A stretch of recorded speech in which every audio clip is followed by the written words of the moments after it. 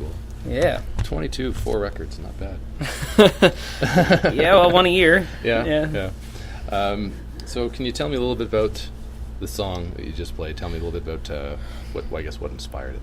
I always say it's a song about Sault Ste. Marie, but it's a song about like every city, I think. Yeah. Maybe besides a really big city. Yeah, I sort of say it's a song about Sault Ste. Marie and the people that live in Sault Ste. Marie, and the people that complain about living in Sault Ste. Marie but don't do anything about it, Right. like leave. And And I can see that. and I mean Ottawa has a similar thing where people, for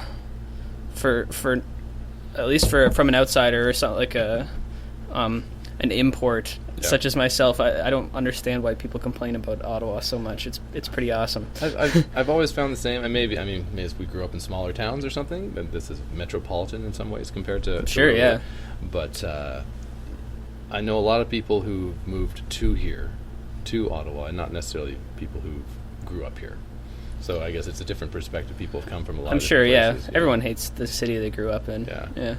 I guess. That's the source of a lot of rock and roll music, right there. Sure. Yeah. Oh, yeah. Getting out of the shackles or whatever of where you grew up, right? Totally. Yeah. So far you've released, and we're going to get pictures here, Steve. We want to go through the full discography. Scale Mattson. Now, 2009. We got that right. Whisper Bee. Yep. Great record. Thanks. Got you a lot of good press on that too. Yeah. This was 2010 Anchors. We're going to talk a little bit about this one in a minute too.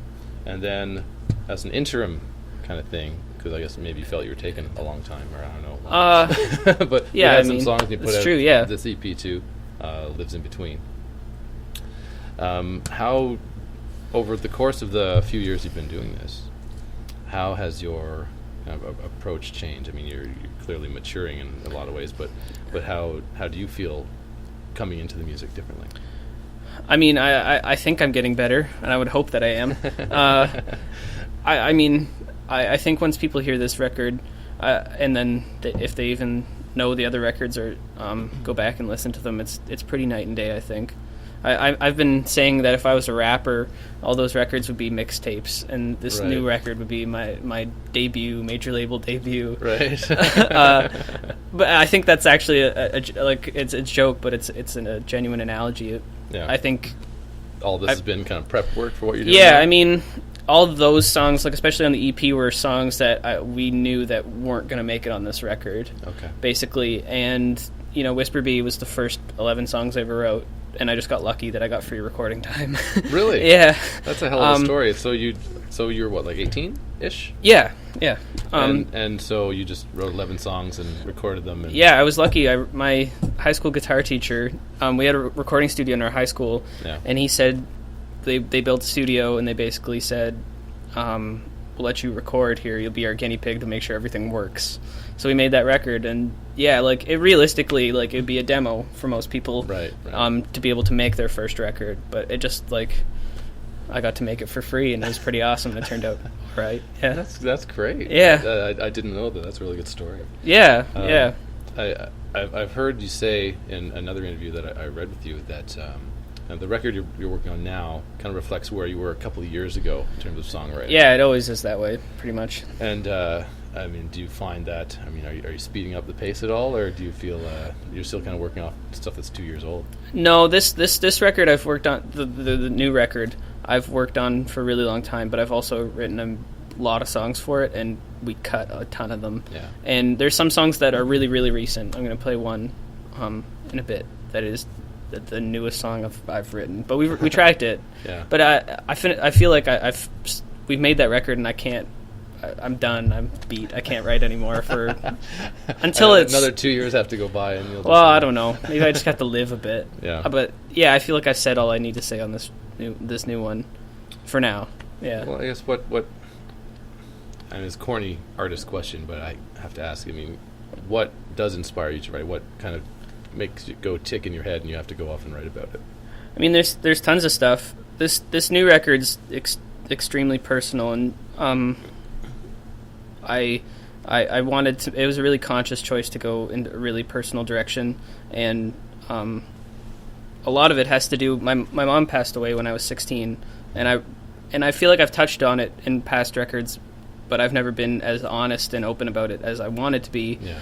And there's a song on the EP actually called Someday, and that song really resonated with people, and people told me that they really liked it, and that was a sign for me, I thought, and I was like, well, I should do it, and I should make the plunge. And it's hard, and it's vulnerable, and it's hard singing those songs live, but it's really rewarding, and I feel like the record's better off for it.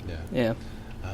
I know that there's a lot of artists who write from a deep place. Sure, yeah. And some who a little more surface, and it's not about them, it's about an observation maybe of something. Yeah. How do you, I mean, you say it's difficult to kind of perform those songs. How do you manage to get out there and kind of read your diary like that to people every night? Well, I mean, I don't sing them in first person. That's probably a good way to kind of get around it a bit. Yeah. So a lot of them will be in third person, or they're definitely, like, there's fiction in it. Right. But it's I guess that's the way to do it. For me anyway. I mean, sure, some people can. Well, whatever works for you. Yeah, right? exactly. But, yeah. I mean, and whatever makes the song interesting too. Yeah. Real life isn't always that interesting, you know. It's true. Yeah. I live in the suburbs. I know. Sure. Well, I live in Chinatown. Yeah. It's pretty interesting there. Yeah. Well, how about we have another song? Sure. What would you like to play next? A song called Amelie. Amelie? Yeah. Excellent. Here we go. Kalle Mattson. Amelie on the Revue.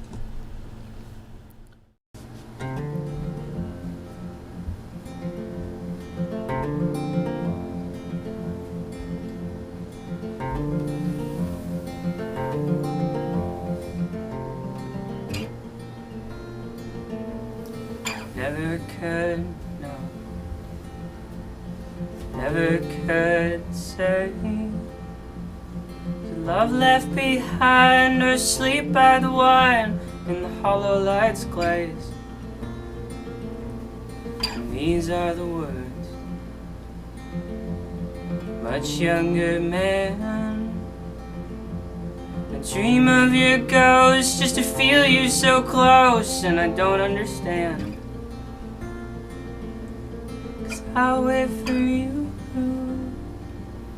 Will you wait for me? Piece of the part and the end of the start, darling Amelie.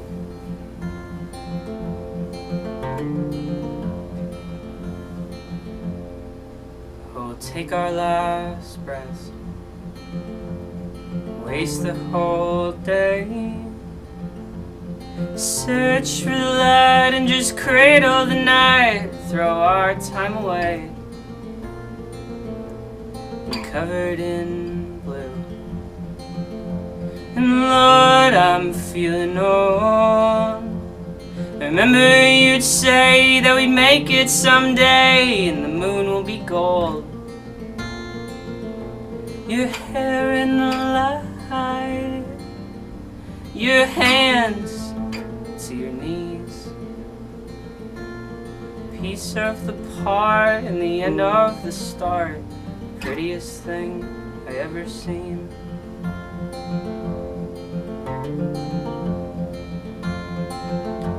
Oh, and jealousy was just hate, love, and one. So cobweb the sky with yellow highway lines, and the guilt weighs a ton.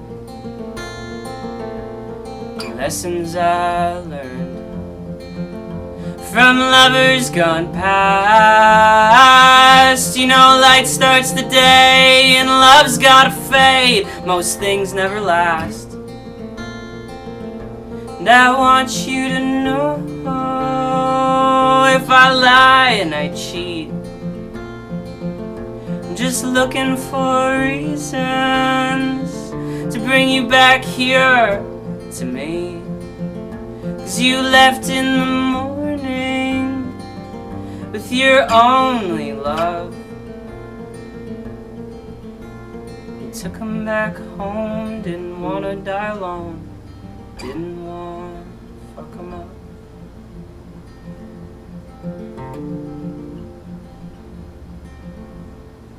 Oh, and I should have known. It felt like the end. Now every time I say that I'm fine, well, let's just pretend. Some say life is death inside out. To stay where I am, but I'm making a plan to get myself out. And I'll wait for you.